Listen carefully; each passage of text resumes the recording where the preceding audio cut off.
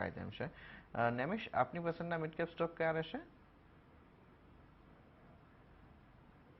બાયોકોન અત્યારે 427 થી 28 આસપાસ ચાલી રહ્યો છે. 418 ના સ્ટોપ લોસ થી મને વોટ બાય લાગે છે. ઉપરમાં 434, 44 અને 452 નું ટાર્ગેટ દેખાઈ રહ્યું છે. બીજો સેન્ચુરી ટેક્સટાઇલ 505-7 આસપાસ ચાલી રહ્યો છે. 488 ઉપર ક્લોઝ આપે તો બહુ વોટ બાય લાગી રહ્યો છે.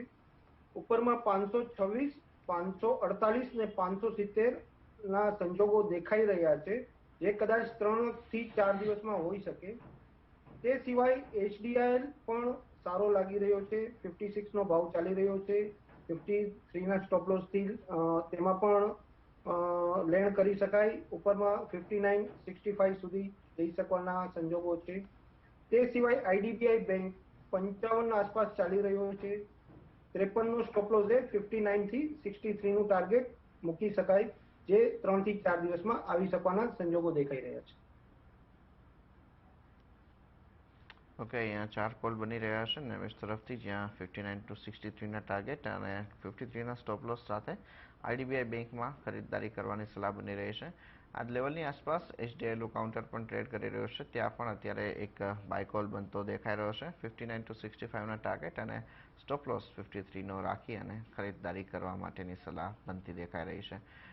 અત્યારે આપણે જે રીતના અહીંયા જોઈ રહ્યા છીએ કે આ બીજું એક કાઉન્ટર સેન્ચુરી ટેક્સટાઇલનું રહેશે, કે જ્યાં 526 થી 548 ના ટાર્ગેટ અને 488 ના એક સ્ટોપ લોસ સાથે પોઝિશન બનાવવા માટેની સલાહ બની રહી છે. આ સિવાય નિમેશ, અત્યારે જે રીતના આપણે ટ્રેન્ડ અહીંયા બનતો જોઈ રહ્યા છે મિડકેપ કાઉન્ટર્સમાં, એક ક્રોમ્પ્ટન ગ્રીવ્સ અને વોલ્ટાસ જેવા કાઉન્ટર છે, ત્યાં અત્યારે જે રીતની એક વીકનેસ આવતી દેખાઈ રહી છે, શું આઉટલુક બની રહ્યો છે? ખરીદદારી કરી શકાય તેમ છે? વોલ્ટાસ 240 ઉપર બંધ આવે તો 240 ના સ્ટોપ લોસ થી લેણ કરી શકાય. ઉપરમાં 263 કુદાવતા નવી તેજી ચાલુ થઈ શકશે.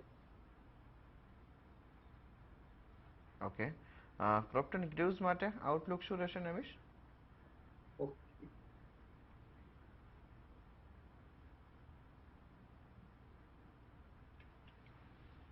ક્રોમ્પ્ટનમાં 152 નો સ્ટોપ લોસ રાખવો જરૂરી છે. 162 રૂપિયાનું પેલું ટાર્ગેટ આવે છે. જો તે ક્રોસ થશે તો ફરીથી 170 જોવા મળી શકે છે. ઓકે, રજા લેવાનો સમય થયો છે. પાર્થિવ, કોઈ ડિસ્ક્લોઝર?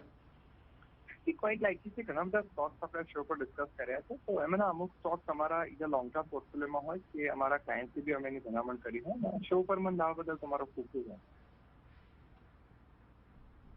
નિમેશ, આપના?